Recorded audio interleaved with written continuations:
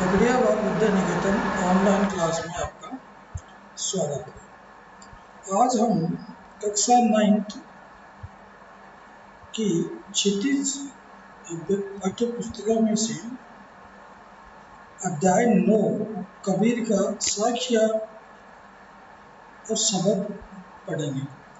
इसमें से साख्य आपके सिलेबस में है, लेकिन सबक आपके सिलेबस में सीबीएसई में नहीं है। साख्य में हम कुल 7 दोहे हैं, जिनमें से हम आज 4 दोहों का अध्ययन करेंगे। लेकिन उससे पूर्व एक बार हम कबीर के जीवन के बारे में जान लेते हैं, उनका जीवन परिचय जान लेते हैं। कबीर के जन्म और मृत्यु के बारे में अनेक किंवदंतियां यानी कथाएं प्रचलित हैं। कहा जाता है कि सन 1398 में काशी में उनका जन्म हुआ और सन 1518 के आसपास मगहर में उनका देहांत हो गया। कबीर ने विधिवत शिक्षा नहीं पाई थी, परंतु सत्संग, पर्यटन तथा अनुभव से उन्होंने ज्ञान प्राप्त किया था। भक्तिकालीन निर्गुण संत परंपरा के प्रमुख कबीर की रचनाएं मुख्यतः कबीर ग्रंथावली में संग्रहित हैं। इन्हीं में से हम आज कुछ साखियां उनकी पढ़ेंगे। इन साखियों में प्रेम का महत्व, संत के लक्षण, ज्ञान की महिमा और बाह्य आडंबरों आदि के भावों का उल्लेख हुआ है। शुरू करते हैं कि पहली जो साखी है उसको,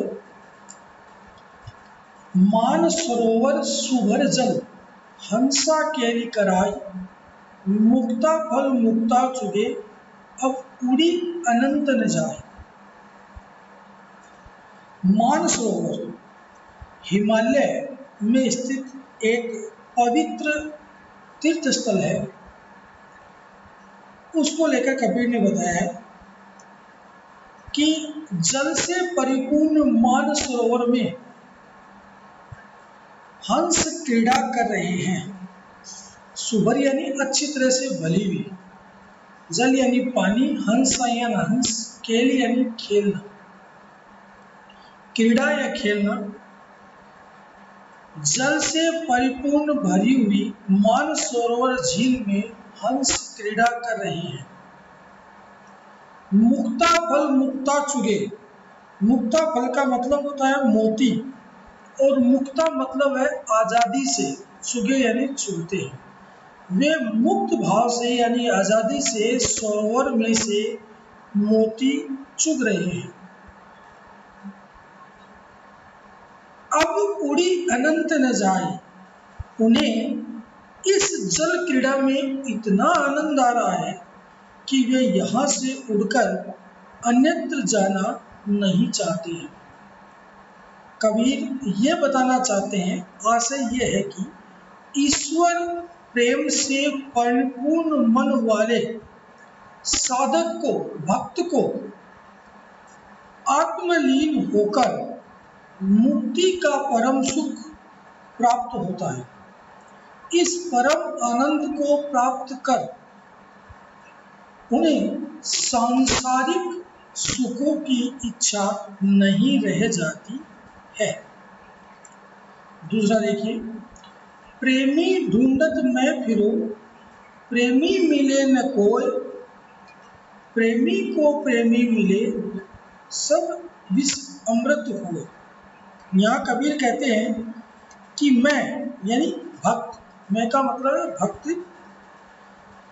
किसी सच्चे प्रभु प्रेमी यानी सच्चे भक्त को खोजने निकला। प्रेमी ढूंढत मैं फिरो, प्रेमी मिले न कोई, यानी मैं भक्त प्रेमी किसी सच्चे प्रेमी को ढूंढने के लिए चारों तरफ घूमा या फिरा, परंतु प्रेमी मिले न कोई, बहुत प्रयत्न करने पर भी वह मुझे न मिल सका। कौन? सच्चा प्रेमी, जो सच्चा ईश्वर का भक्त है, वो मुझे नहीं मिल सका।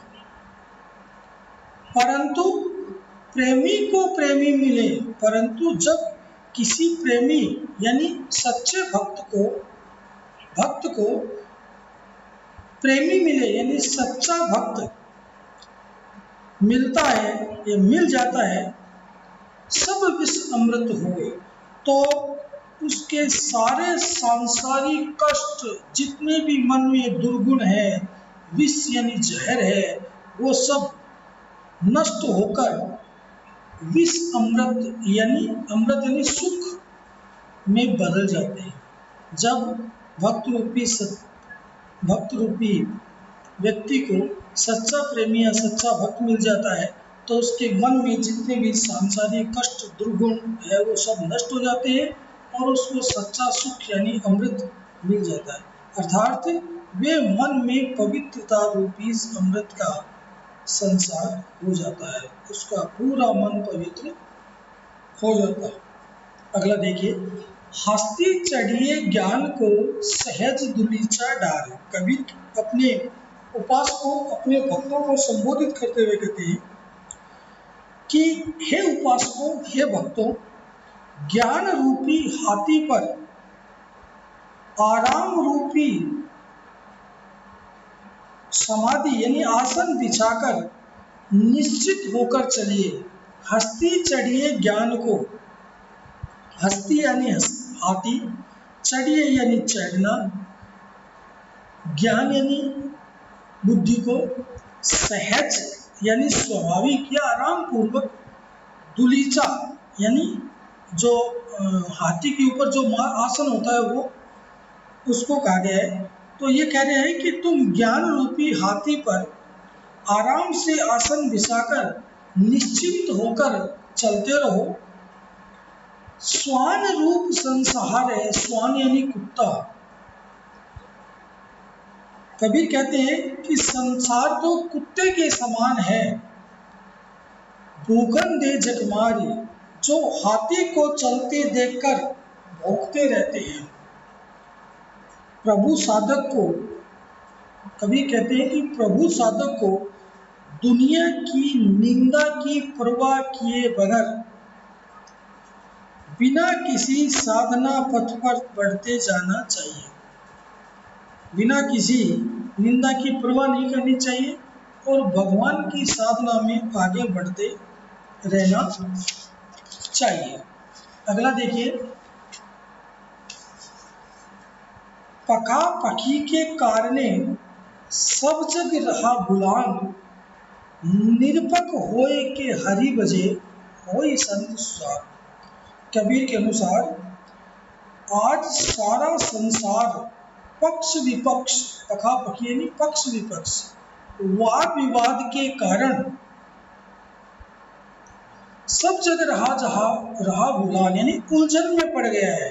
आपसी पक्ष विपक्ष, तर्क वितर्क, वाद विवाद के उलझन में पड़ा है और इसी तर्क और वाद विवाद के चक्कर में वे लोग भगवान को भूल रहे हैं। सब जग रहा गुलाम यानी भगवान को भूल रहे हैं। निरपक होए के हरि भजे सोई संत सुजान। जो सच्चा संत वही है जो निरपक यानी निष्पक्ष भाव से ईश्वर की भक्ति करता है, वही सच्चा भक्त कहलाता है। प्रिय विद्यार्थियों, आज हमने कबीर के साखियों में 4 साखियाँ पढ़ी। अगले अध्याय में हम बाकी बची हुई शेष साखियों के साथ फिर मिलेंगे। तब तक के लिए धन्यवाद।